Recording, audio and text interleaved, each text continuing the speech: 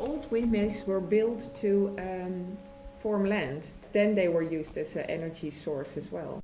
We were ahead of the whole market, and now we're well behind. The last 10 years the government was not very willing to stimulate wind energy financially.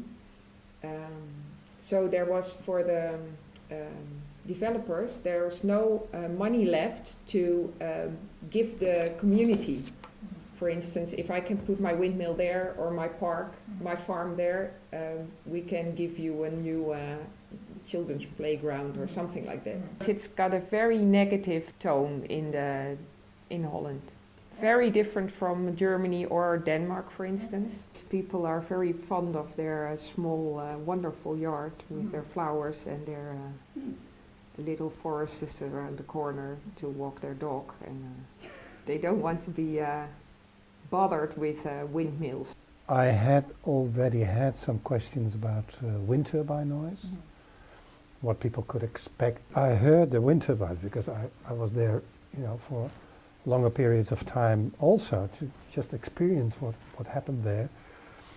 And you could hear them at night sometimes, not always, but sometimes, and you could hear them thump, thump, thump. And I found it resembling, like pile driving in the distance somewhere. Because of this change in wind speed at different heights, you could also see that when the rotor tip is a blade tip, when it's up, then it experiences more wind than when it's on its circle down. It is certainly adding to the nuisance of wind turbine noise. Wind energy is still, relatively new technology. The large turbines we have now, they weren't there in most parts 10 years ago. If we want to build as much turbines as are in the plans now, they come close to people. You can't do anything about it. The necessity of an activity or a sound that bothers you is very important in your judgment of that.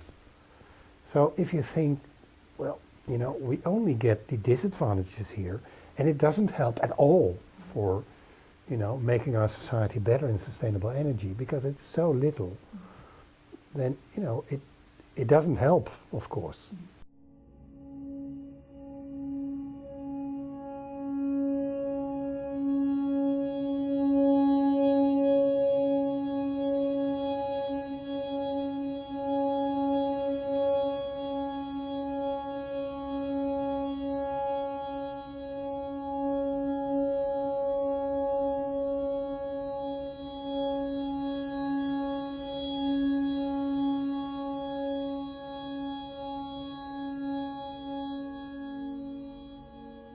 We're up there as one of the major contributors to the renewable area for wind energy. As we say always, we can usually power up the size of Kingston quite easily on a windy day. The greatest thing about wind turbines, they haven't really changed much in the last 400 years. We've gone from making flour to power. All 86 turbines are exactly identical on the site. 80 meters high to start with, it has 262 feet to the top. And that's to the center of rotor, not to the top of the tip of the blade. 374 tons apiece. Rotors are over 300 feet in diameter. The neat thing about wind parks is we have 86 separate generators on this site. So we can actually operate 85 if one's broken. We can operate half the park if only half the park's got wind.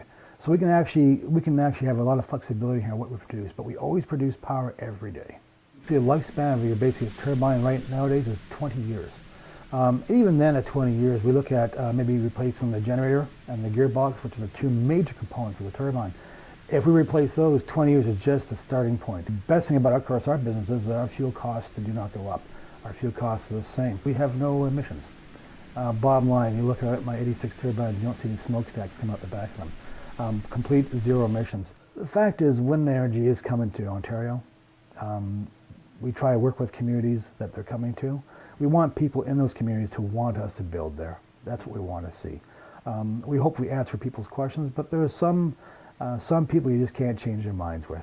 I mean, we will never get 100% consensus across any community, and that's impossible. Our Irish family acquired a place in Wolf Island in 1865, and we've been there, our family's been there ever since. It's a peninsula with 3 kilometers of waterfront. It's a place that we go to, you know, to basically, everyone raises their kids in the summers there, and they swim and they fish, and they really see Wolf Island as their spiritual and figurative home.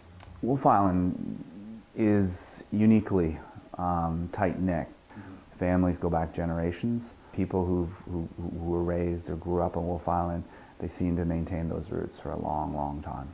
When the concept came that Wolf Island might be a nice place for building these wind towers, I was quite hopeful.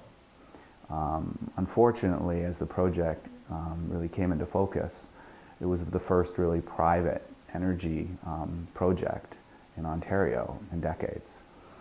Therefore, it was exempt from many of the public processes that would apply to a public project. So it was exempt from the strict environmental screening and reviews. The fact that the government took away public process, removed decisions made on science, and really exempted them from their public obligations. There are all kinds of issues that have been raised about wind generation and wind towers and the impact on people, health impacts, impacts on birds, you know, and those are two that get discussed a lot.